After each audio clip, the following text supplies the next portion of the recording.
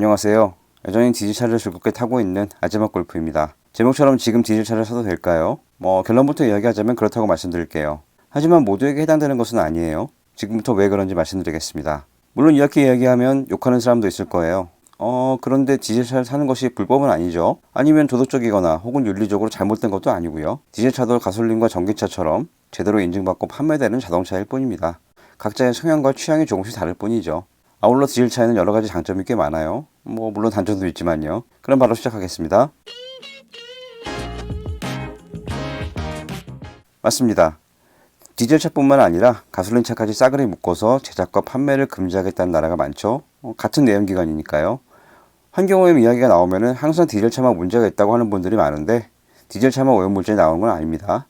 디젤차는 질소산화물이 많이 나오고 가솔린차는 이산탄소가 많이 나올 뿐이죠.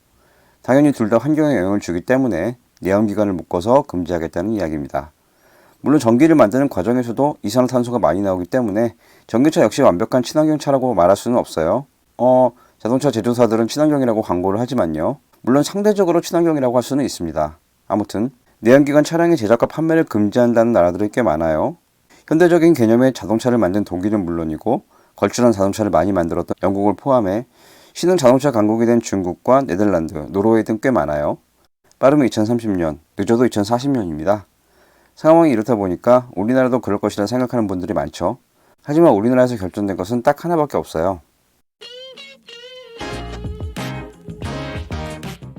결정된 딱 하나의 정책은 3년 뒤인 2025년 서울 전역에 배출가스 5등급 차량의 운행이 금지되고요.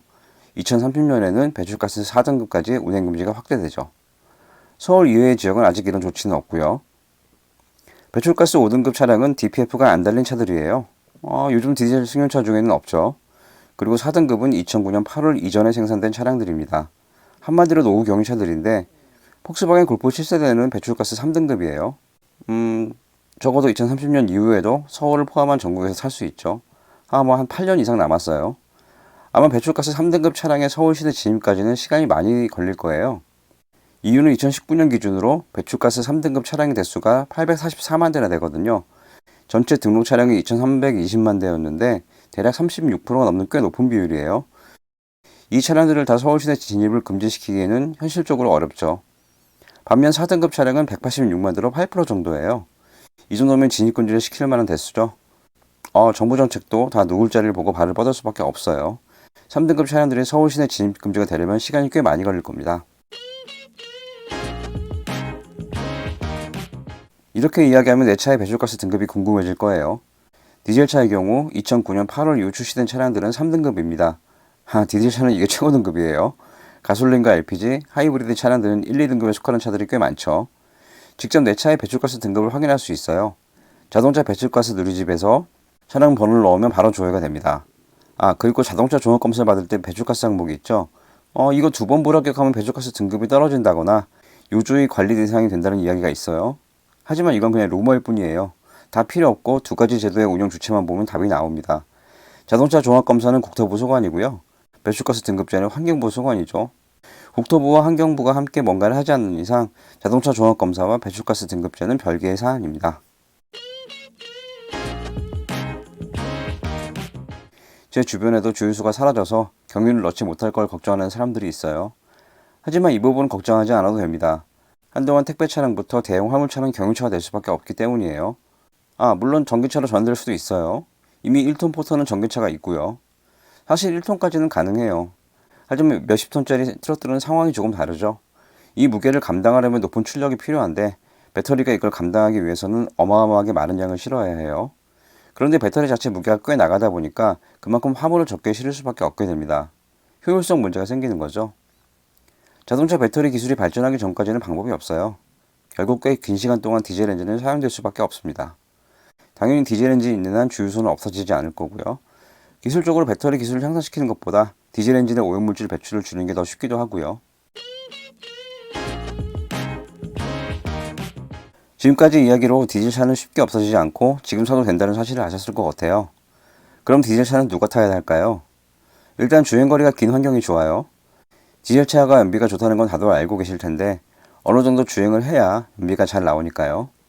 또한 주행거리가 짧으면 DPF에 문제가 생기기도 합니다.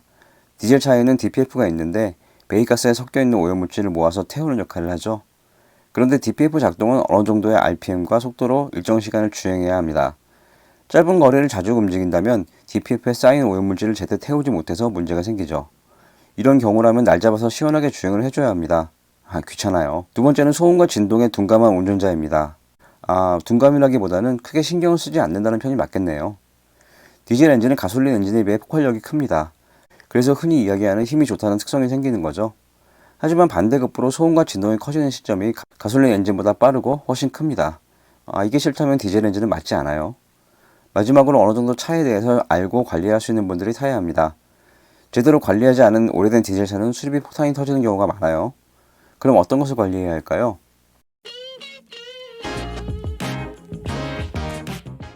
제목처럼 수리비가 많이 나오는 부분을 중심으로 말씀드릴게요. 자칫 중고차 가격보다 더 수리비가 많이 나오는 경우도 있어요. 특히 연료 라인에 쇳가루가 도는 경우죠. 이건 3, 4만 킬로마다 연료 필터를 꾸준히 잘 갈아주는 방법밖에 없습니다. 이것만 잘해도 어느 정도 예방할 수 있고요.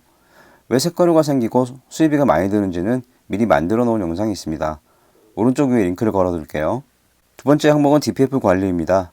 DPF는 쇳가루만큼은 아니어도 수리비가 꽤 많이 들어요. DPF 자체가 비싸기 때문인데요. 그래서 재생으로 교체하는 경우도 있는데 DPF는 필터기 때문에 새 것으로 그리고 정품으로 교체하는 것이 좋습니다. 그리고 DPF 경고등이 뜨는 경우가 있는데 앞서 말씀드린 DPF 작동 조건을 충족시키지 못해서 내부에 오염물질이 가득 찼다는 뜻이에요. 이 경우 대부분 그냥 때려 밟으면 돼요 라고 하지만 이게 정답은 아닙니다. 각 차종마다 최적의 조건들이 있고요. 폭스바겐 차량은 이렇게 되어 있습니다. 속도보다는 일정한 RPM, 기어 단수가 더 중요하다는 것을 알 수 있죠. 이것도 영상으로 만들어 놨어요. 오른쪽 위에 링크를 걸어 놓겠습니다. 이번에는 디젤차의 성능을 유지하는 방법입니다. 주행거리별로 교체를 해줘야 하는 것들이 많죠. 사실 이것만 제때 잘 교체해줘도 성능을 유지하는 데는 아무런 문제가 없어요. 그런데 너무 많아서 일일이 말씀드리기가 힘드네요. 제가 주행거리별로 싹 다 정리해 놓은 영상이 있습니다. 이 영상 링크로 대신하겠습니다. 영상을 보시면 언제 뭘 교체하고 수리를 해야 하는지 쉽게 알 수 있어요. 다음은 폭스바겐 차량에만 해당되는 고질병이에요. 거의 10대 중 7, 8대는 이런 문제가 생겨요. 바로 워터펌프 누수하고 엔진과 미션 사이에 있는 플라이휠 문제예요. 또한 자주는 아니지만 히터코어 문제가 생겨서 실린더 헤드가 깨지는 경우도 있고요. 이런 것들을 막는 방법과 골프 7세대 중고차를 고를 때는 어떤 부분을 조심해야 하는지 이야기했던 영상이 있어요. 골프 7세대 중고차를 생각하는 분들에게 꽤 큰 도움이 될 것 같네요. 오늘의 영상은 여기까지입니다. 아마 성능 유지를 위한 방법은 제가 이야기한 것 말고도 꽤 여러 가지가 있을 것 같아요. 각자 어떤 방법을 쓰고 있는지 댓글로 공유해 주시면 많은 도움이 될 것 같습니다. 지금까지 아재맛 골프였습니다. 앞으로 더 유익한 내용으로 찾아뵙겠습니다. 감사합니다.